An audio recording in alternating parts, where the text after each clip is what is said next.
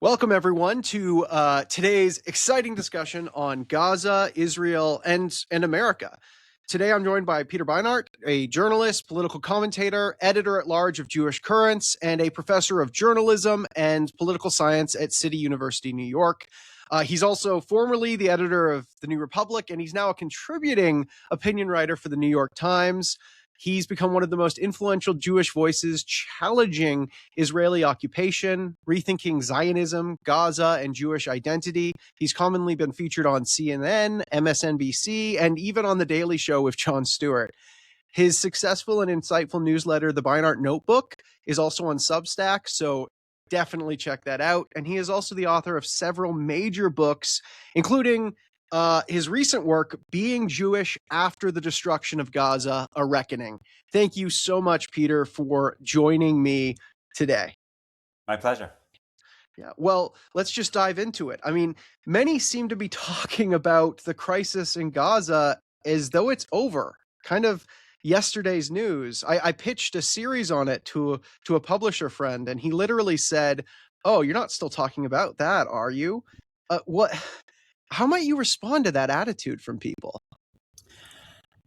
It's terrible. I mean, it's tragic. I mean, Yeah. you know, the new things come and happen, new crises, especially in the Trump era, and then turn our attention away. But that doesn't mean that in any way the basic problems in Gaza have been solved. What's basically happened is that Israel has divided the Gaza Strip in two.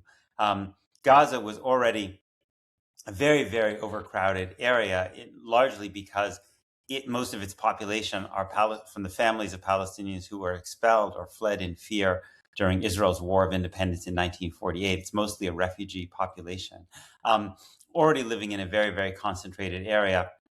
And what Israel's done in response to the attacks of October 7th, and then the destruction of most of the schools, most of the agriculture, most of the homes, most of the hospitals, is basically divide Gaza in two, put almost the entire population in less than half of the territory, and basically leave the other territory free for the Israeli military to operate.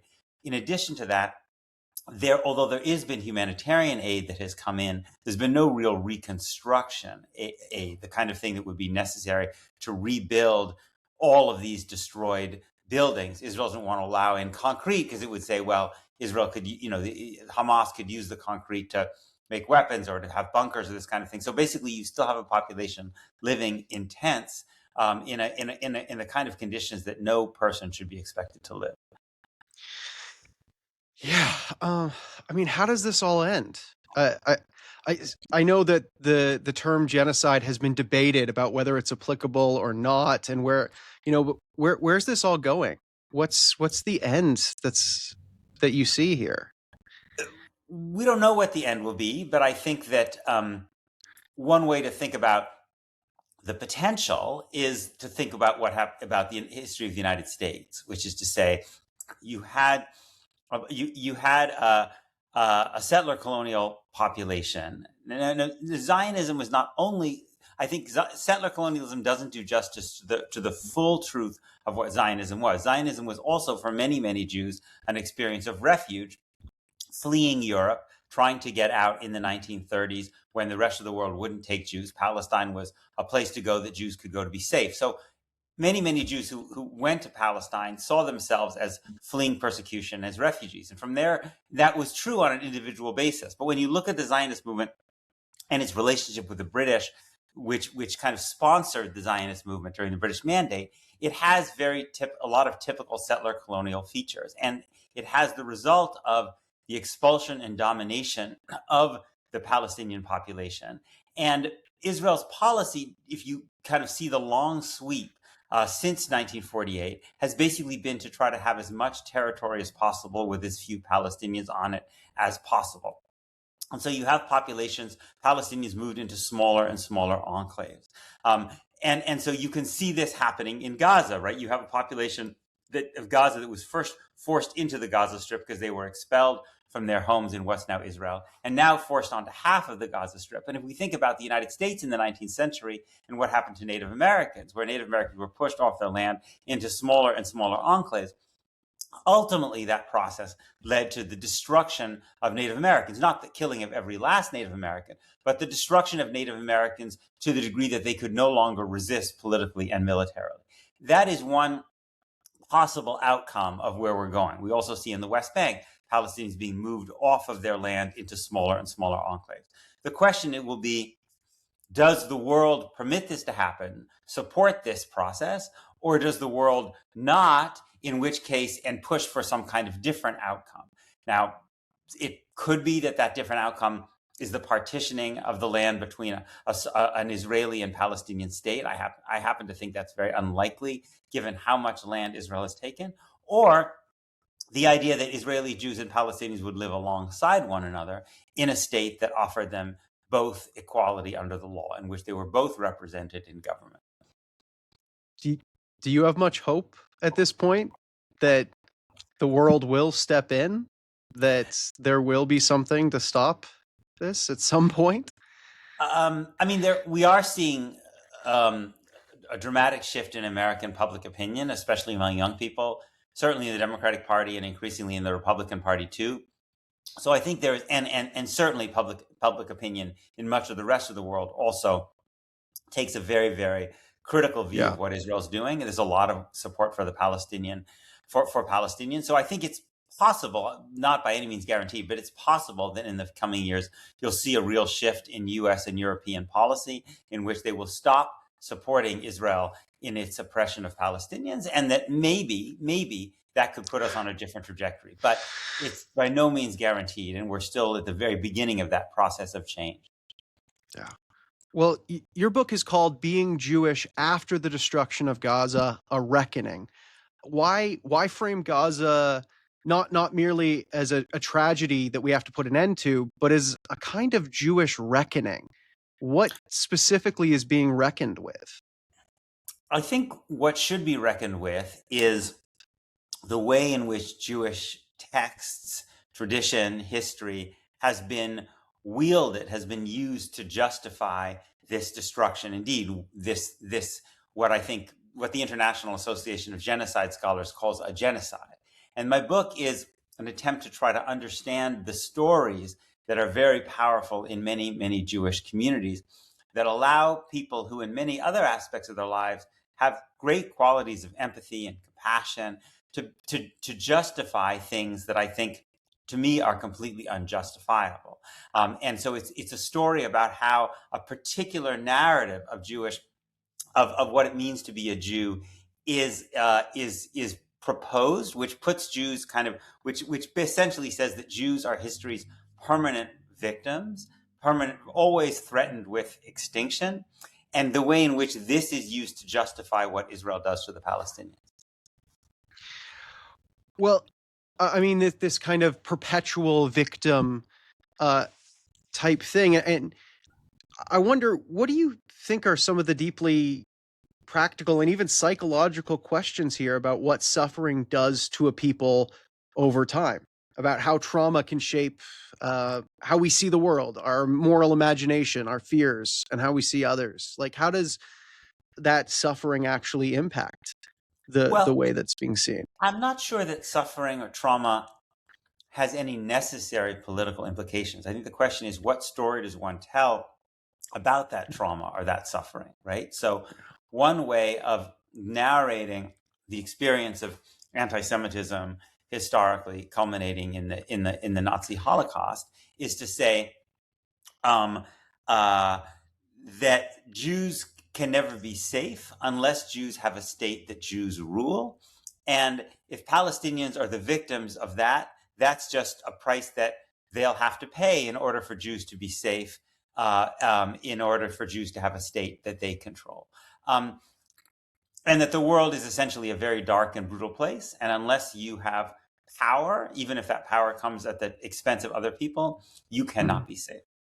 And there are many people who interpret the story of the Holocaust and of anti-Semitism in that vein. But there are other Jews for whom the lesson of the Holocaust is that human beings have basic moral obligations to one another, that mistreatment of people based on race, religion, ethnicity is fundamentally wrong. That the lesson of the Holocaust is that Jews should stand against the oppression of anybody, and indeed, actually, that Jews ultimately ourselves will be safer in countries that treat people equally under the law without discrimination and oppression based on race, religion, and sex. That, and in fact, that Jews have benefited in the United States, for instance, over the course of the 20th century, as America moved in the direction of multiracial democracy, and that thus Israeli Jews might actually be safer if their Palestinian neighbors are treated equally under the law, rather than being subject of the kind of tremendous oppression and violence, which ultimately makes everybody less safe. Yeah, yeah. Well, I mean, your passion for this is obvious, and you write very personally in this book. I mean, it feels almost like a letter to your own community and to people you love but disagree with. What has all of this cost you relationally, emotionally, spiritually, to take the positions you're taking in the community that you are a part of? I mean, I think one has to put whatever costs there are in a perspective, right? I mean, my life is not at risk. My freedom is not at risk. My life, I have enough food to eat. I have a roof over my head. These are not things that Palestinians in Gaza can take for granted at all. And even in the United States, there are many other people who are much greater risk than me. I'm not likely to get have ICE knock on my door and abduct me and send me to Louisiana. So I have a tremendous amount of privilege that I didn't earn. It just happens, the luck of the draw, based on who I am and where I was born. So the costs, one is talking about is that in a when you're a critic of a community, especially, one that can have a very strong sense of solidarity and a sense of being persecuted and victimized, that oftentimes there can be a sense that, that you are, the sense of betrayal. I think this is not typical, this is not unique to Jews. One sees it in lots of different kind of communities. And so people are upset at that and angry and may not, may have hostility. But I think on the other hand, there's also, especially among younger American Jews, a rising group of people who actually, I think, feel like there is a basic moral corruption in the way the organized American Jewish community essentially kind of worships the state of Israel, supports it unconditionally, sees it as a higher value even than Torah itself. I mean, that it sees there is something fundamentally wrong, that in many American Jewish spaces, the test of whether you are a good Jew is not whether you keep Jewish law, whether you observe Shabbat, the Jewish Sabbath, whether you keep Jewish dietary laws, whether you give charity, whether you visit the sick, whether you wash the bodies of the dead. These are all like foundational things in Judaism, but whether basically you unconditionally support this state. And so I think that there are a group of Jews who I think are very interested in reconsidering these questions. And it's in part for those group of people that I'm writing as well, in the hopes that they may ultimately, I think, be able to create a set of Jewish institutions in the United States and beyond that better honor what I think of as foundational to Judaism, which is the idea that all human beings are created equal in the image of God. Yeah. Well, I mean, one of the reoccurring accusations in this conversation is constantly the accusation of anti-Semitism.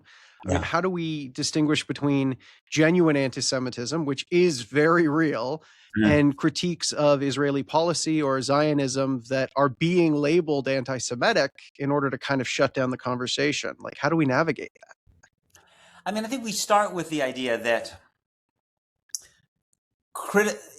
all states should be allowed to be criticized, right?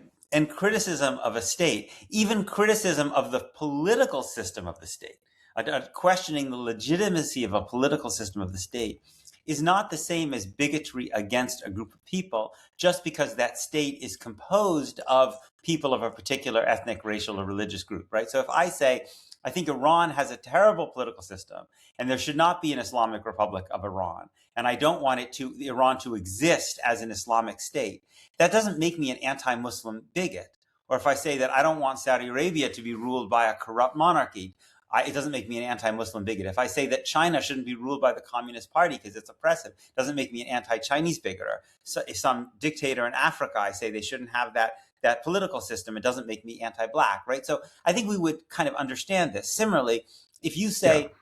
I don't think Israel should be a Jewish state because a Jewish state means that Palestinians aren't treated equally, that's not anti-Semitism. One can argue about it, but it's not anti-Semitism. And what has happened is that in order to defend Israel's actions and Israel's political system, this ideology of political Zionism, in order to forestall, I think, that argument, you have the use of this claim of anti-Semitism so frequently thrown as out there in order to basically forestall what I think is a completely legitimate question about whether this is a political system that conforms to the values of liberal democracy and equality under the law, which are ones that I cherish. Yeah, and it's, I mean, even it's interesting biblically. Like if you go to the Bible as well, what are the prophets doing? They're critiquing the nation, the leaders, over and over again. Like, you want to be God's nation, you're going to get critiqued. That's the point. Yeah. Yes, absolutely. I mean, in fact, I think that, to me, one of the ironies of the centrality of Israel in American Jewish discourse is that Judaism, I think, as has a very skeptical idea, is very skeptical about the notions of states. I mean, that originally, when in the Hebrew Bible, when the Israelites kind of conquer the land, they don't have a king, and then when the people want a king and they go to the prophet Samuel and say, we want a king, Samuel says a number of interesting things. He says, well, this is a rejection of God, right? Yeah. And God says, look, you can have a king, you can be like all the other nations, but just let me be clear, the king is going to oppress you, right? This is not going to work out so well for you, right? And there's an effort to at least put some guardrails, boundaries around the power of the king. So every king is supposed to write a book of a Sefer Torah, a book of Torah, as if to suggest that there's a higher law that they are commanded, that they are subject to. They're not the law unto themselves. In rabbinic commentary, the kind of the epitome of a bad king is Pharaoh, and Pharaoh's brutality is linked to the idea that Pharaoh considers Pharaoh to be a god. So there's an insistence that the Israelite kings are not divine, right? That there's a clear distinction between them and God, and this seems to me actually that and if you compare this, it seems to me, to the way that people talk about the state of Israel, I think you actually see a very different a discourse about a state which I think is very far from this Jewish tradition, in which Israel is considered to be an unconditional good. The great Israeli Orthodox social critic Yeshayahu Leibovitz, who I quote in my book, is asked, at one point, does Israel have a right to exist as a Jewish state? And his answer is essentially no, that human beings are created in the image of God, so human beings have a right to exist. States are mere instruments for the protection of human life and flourishing. They have conditional value to the degree that they protect human beings, but not unconditional value. Their value can never be greater than the human beings who live within the territory. And yet, when I see so much of the pro-Israel discourse, there's this inversion, it's flipped. So Israel's right to exist with this particular political system of a Jewish state is considered much more important than the rights, for instance, of Palestinians in Gaza to live. Even though the Palestinians in Gaza are created in God's image, the state is not created in God's image. Yeah. Yeah. It's like when corporations became people, right?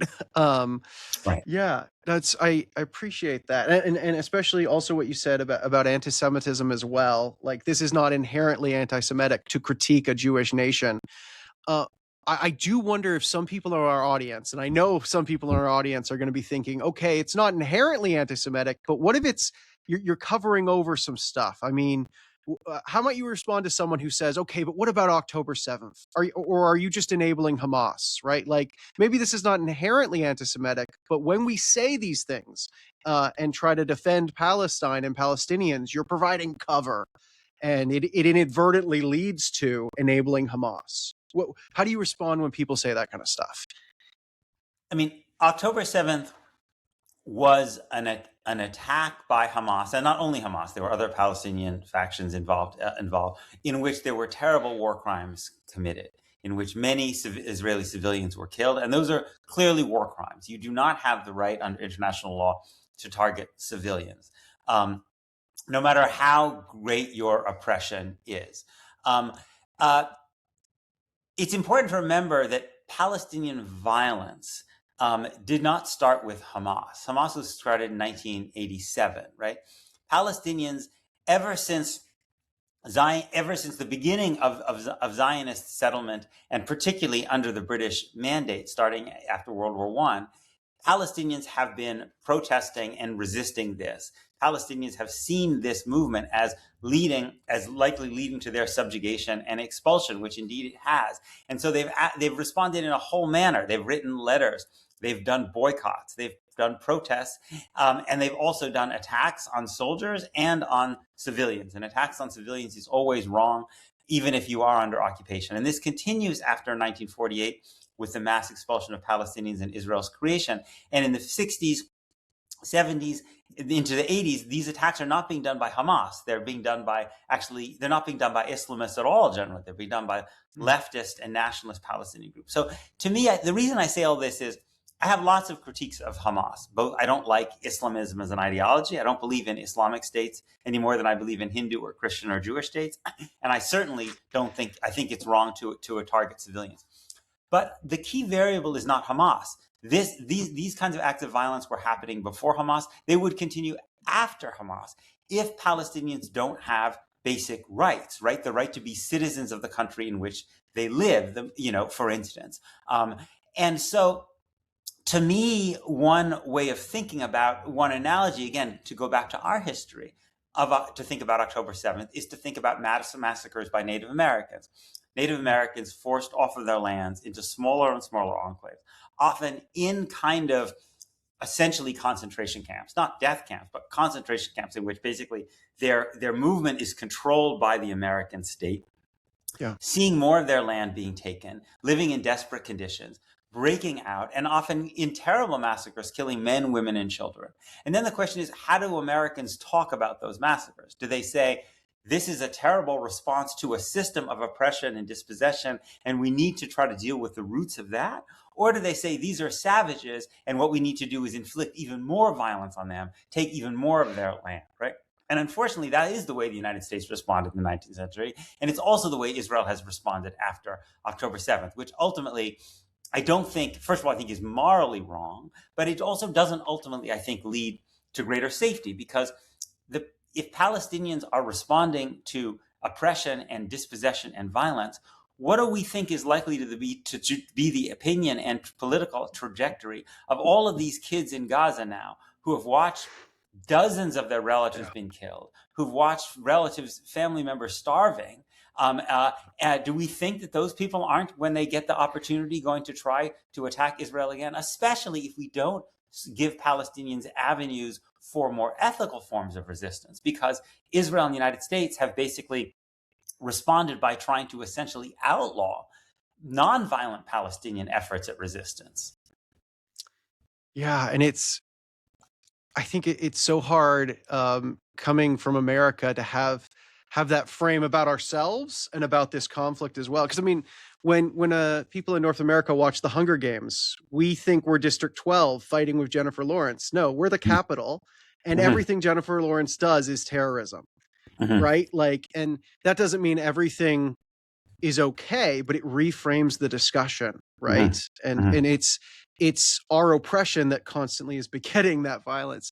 No, it's really, I appreciate you reframing that. Well, I mean, we brought the United States in with Native American genocide, and we actually have an episode on this channel for any listeners. We did an interview with Dr. Mark Carpenter on Native American genocide, if you want to check that out.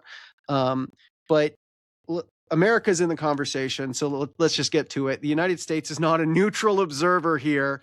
For audience members who might not know the background here, could you help unpack for us how central the U.S. is to military funding, diplomacy, media framing, political protection for Israel, and the continuation of what's happening in Gaza? I think a lot of Americans don't actually understand our role in this. Yeah, America's role is important. I mean, the United States gives Israel roughly $4 billion in military aid per year. But actually, since October 7th, when Israel has been attacking Gaza, the United States has given Israel far, far more than that, multiple times that. And Israel, without that military aid, basically Israel would not have been able to do the operations in Gaza. What the United States basically does is it gives Israel a kind of prepaid credit card that Israel can use to buy American weapons from American weapons manufacturers. And so that's very, very important for Israel's capacity militarily to act. If Israel didn't have that access to U.S. weapons, its set of options in terms of how to respond would be different. And it might be more likely to try to look for political solutions, not only military ones. In addition to that, the United States protects Israel diplomatically at the United Nations, for instance, where we veto virtually all the anti-Israel resolutions. When there are processes of international justice at the International Criminal Court or International Court of Justice, we've literally sanctioned the judges and the prosecutors of the International Criminal Court. So the United States plays a very large role. Europe plays an important role too, because Europe is Israel's largest trading partner, and it gives kind of Israel privileged trading status. But the United States plays a very, very important role in essentially giving Israel a kind of impunity that allows Israel to oppress Palestinians without really facing consequences internationally. Well, in one of your previous books, The Icarus Syndrome, you kind of explored some of the pitfalls of American hubris and global policy in past wars like World War I, Vietnam, Iraq. I'm wondering, I mean, extending some of that critique into this discussion, do you think there's a sense in which America's folly in Gaza, it's not just a mistake that we're making right now, but it's somehow like the systemic overflow of a century of policy and ideology? Like, is this a much broader issue?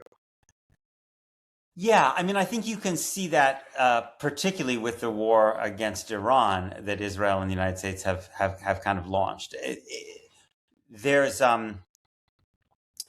I don't think the United States is a very, very powerful country, but it's also a country that whose leaders at least have, I think, become kind of have started to think that military force can be used without major consequences. And I think that we see the folly of that actually what the United States is doing, rather than pursue a kind of a diplomatic solution to Iran's nuclear program, as Barack Obama did, the United States with Israel's urging in part, goes and attacks Iran. And in so doing, we not only kill thousands of people, and also there are hundreds of Americans who are killed and injured. We actually really weaken America's position in the world. We show that actually Iran has forms of retaliating against the United States that actually expose America's weakness by taking control of the Strait of Hormuz, for instance, by doing a lot of damage to American military bases, by forcing the U.S. to draw down its missile interceptors so we don't have as many now around the world, for instance, in Asia. And we also just erode whatever is left of the kind of idea that American power is good for the world, because we then basically throw a lot of countries into economic crisis as the result of these rising fuel prices, this inability to get fertilizer. So all of these things weaken the United States, and I think are a result of a hubris in which the United States says, we don't have to compromise with Iran. The Nuclear Non-Proliferation Treaty itself, right, was based on the idea of a compromise. The compromise was, the terms would be, countries that don't have nuclear weapons will not acquire nuclear weapons. And countries that do have nuclear weapons, like the United States, will move in the direction of disarmament, right? So the United States has completely lost interest in the idea of that as a compromise, right? And it's not even willing to make a diplomatic arrangement that would allow Iran, that would stop Iran short of a nuclear weapon, at least for decades. Instead decides it's going to attack and in fact try to overthrow the regime. And now we see the consequences of this overestimation of our force and recklessness about our rights to decide to go and attack other countries which pose no actual threat to us. Yeah. Yeah. Well, I mean, many of the people that I love seem to just be fine with all of this, fine with America going into these places and supporting the Israeli government. And they just seem unconcerned about it, which is just shocking to me because, I mean, we've got all of the video and photo evidence. Like, people are seeing what's happening in Gaza. What what is the process that goes on, do you think, that gets average, ordinary folks to just sort of justify the unjustifiable here? Like, how does that happen? I mean, I think that at the heart of it is that the Israeli political system is based on Jewish supremacy. This is not a term that's necessarily easy for Israel supporters to accept, but it is a system in which everywhere between the Mediterranean Sea and the Jordan River, Jews enjoy full citizenship, and Palestinians are either non-citizens or they are second-class citizens, right? And in systems of kind of group supremacy, ethnic, racial, religious supremacy, generally people tend to associate the idea of equality with death, right? With the idea of their own subjugation. So in apartheid South Africa, for instance, white South Africans overwhelmingly believed that if you had a free election that created a black government, their lives would be in mortal danger. The Protestants in Northern Ireland believed that if Catholics gained political equality, their lives would be in grave danger. In the United States, it was very common in the 19th century for political leaders to say something like, if we don't have slaves, we white people will be the slave. And even today, you see in so much of, let's say, pro kind of Trump discourse, there's this idea that white people face this grave threat of oppression, or that men face this grave threat of oppression, right? Because women or black people may gain greater degrees of equality, or because the percentage of white Christians in the United States may go down, this kind of thing. So in Israel, I think at the heart of this is the idea that unless you maintain this system of supremacy, that Jews can't be safe.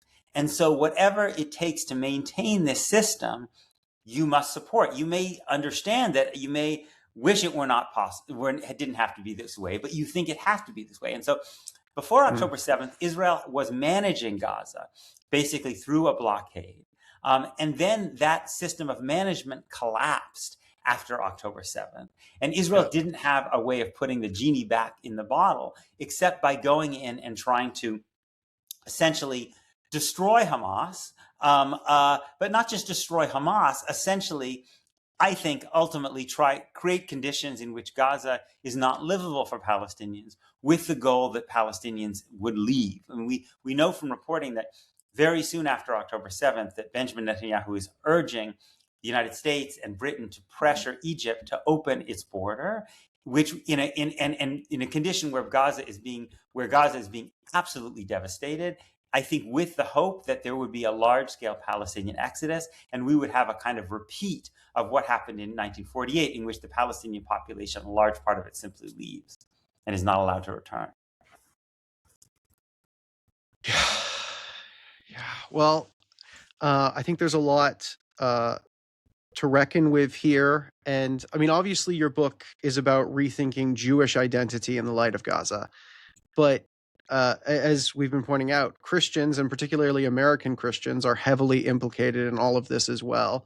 And there's even been a spin-off of your book that's out now titled Being Christian After the Desolation of Gaza. And so, I mean, as a Christian, I'm trying to rethink my own identity in light of these atrocities. And I hope my primarily Christian audience will begin to try to do that as well. Do you have any wisdom or advice for us on that journey? Well, I mean, I can't, I don't have the facility to kind of wrestle with Christian texts in the way that you and your audience might. But I would simply say that I do think that while Judaism, Christianity, Islam are ancient traditions which speak in many, many voices, to me, what they do have in common, since they're all rooted in the idea of the Hebrew Bible, is the idea that the Hebrew Bible begins with the idea of universal human beings created in God's image. That it's very important in Jewish tradition. And again, I would imagine also for Christians that the first human beings, Adam and Eve and Cain and Abel Noah and the generation of the Tower of Babel. These are not Israelites. They're not proto-Israelites. They're people of no particular nation, religion, race, right? And so I think there is in this very foundation of our common text the notion of the inherent value of human beings, irrespective of which race, religion, ethnicity, nation they belong to. And that if one starts from that foundational principle, it seems to me, the political corollary of that is that if human beings are equal in the eyes of God, then human beings should be equal in the eyes of the law. That states should not privilege people of one particular ethnic, racial, religious group over another. And it seems to me, if that's the vision that people like you have for the United States, you don't want America to be a white Christian state. You want it to be a state where everybody is treated equally. Then that's also the same principle that we should support in Israel-Palestine. Yeah. And I think almost every American Christian I would talk to would agree that we're all made in the image of God. But then they would say, but we have to factor in this, this, and this. And I think the key is to remember, no, that's not one of the things we believe. That's like the start of the story, right? Like that's foundational. If the other things you're bringing in somehow undermine that or lessen that, or if you're having a but or however in there after that, that's problematic. And I wonder, I mean, it's definitely, we're having to have a reckoning with how we see ourselves and how we see Palestinians, whether they are really made in the image of God. I wonder for American Christians, though, and Christians in the West more generally, what sort of reckoning might be required for how we see Judaism and Israel? I mean, I think that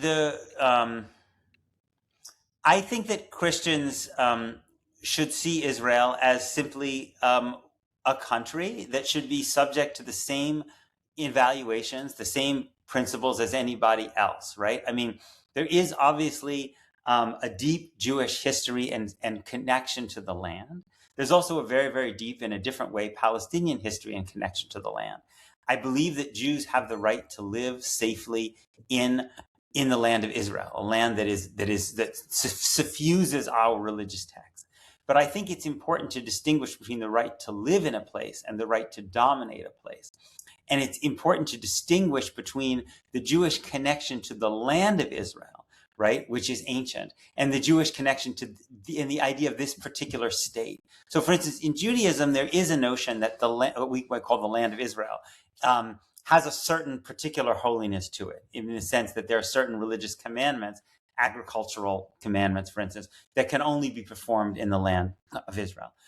But that land is holy irrespective of whether there's a Jewish state or not. It was equally holy when the British and the Ottomans controlled it, right? As it is, it's not the state that makes makes it holy. In fact, one might argue that to the degree that the state is particularly holy, and to the degree that one believes in the sanctity of all human life and the dignity of all human life, that a state that oppresses people on this particularly holy land is even worse than a state that did that in some other place. So that would be my perspective. And to the degree that Christians feel some sense of obligation, even guilt about the history of Christian anti-Semitism, I would say, if anti-Semitism is wrong because it's wrong to treat people unequally because of their religion, race, ethnicity. So if that was what made Christian anti-Semitism wrong, then the right way to respond to that is by opposing bigotry against anybody. And it's not a morally coherent response to the history of Christian anti-Semitism to say we're therefore going to support a Jewish state that structurally discriminates and oppresses Palestinians, right? Bigotry is wrong against anybody. That is, I mean, all of that was powerful. And particular, I mean, this emphasis, it's not the nation, it's the land. I mean, this almost, I don't want to use Christian language, but it's a sacramental view of nature itself. And as the modern world kind of negated that, we didn't stop worshiping things. It's just our worship transferred from God or the land to the nation or celebrities or whatever it is, right? So it's so interesting to be like, oh, but it's not the nation. it might actually be the land, and then the nation violating the land is actually violating a sacred space. It's like murdering in a cathedral or something, right? Like, that's so interesting. Right. I mean, and yet you mentioned the prophets, right? I mean, and so much of the Hebrew Bible, certainly the prophetic books of the Hebrew Bible, are really about the idea that Israelite kings, right, or Judean kings, are essential are violating the covenant with God. They're maybe by worshiping other gods, but also by oppressing human beings, right, by not treating people with dignity, and so then they're oftentimes there are consequences to that, right? They lose their kingdoms as a result of this. So I think that the there's nothing in Judaism as I read it that suggests that states have unconditional value, or the state in this land has unconditional value. It must be it must be measured against some other higher standard. And for me, that higher standard starts with the recognition of the human being as the thing. Abraham Joshua Heschel said, the human being is the only thing created in the image of God. That's beautiful. Well, thank you so much for being here with us. I want to be sensitive to your time. Can I slip one last question in Sure, to close on? And it's actually sneakily a two-part question, but I think you'll probably resolve it. You can answer them both at the same time, which is, what can we actually do? I know so many people have felt so helpless over these years watching the same things play out. What can we do?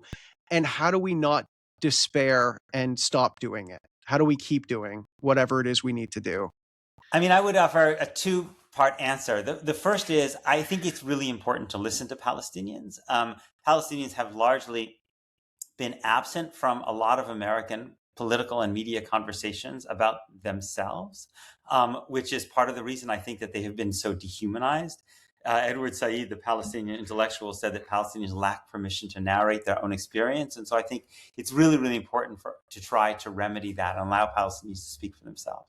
The second thing is, in terms of U.S. policy, I think the U.S. has to stop its unconditional military support for Israel. And it has to stop giving Israel impunity from the international legal consequences of its actions. People who, in supremacist political systems, people's plan A will always be to continue what they're doing. They're only going to think about a plan B or C when there's enough resistance that the supremacist political system, as let's say in apartheid South Africa or in the Jim Crow South, when it stops working for them. And so there needs to be a resistance, a fierce but also loving resistance that offers a vision of a world in which Palestinians and Israeli Jews live equally alongside one another, with a kind of mutual liberation from being oppressed, but also liberation from being an oppressor. And America has a really, really critical role to play in that, by stopping Israel, the impunity and the weapon sales that we give to Israel that sustain this supremacist system. Well, thank you so much for being here. I really appreciate you coming on. And I didn't tell you this earlier, but I got to this conversation late. Your book is literally the first thing I ever read about this, and which kind of shocked me into, oh God. And so I really appreciate you, what you're doing, and this is holy work. Thank you. Thank you, JD. I really appreciate that.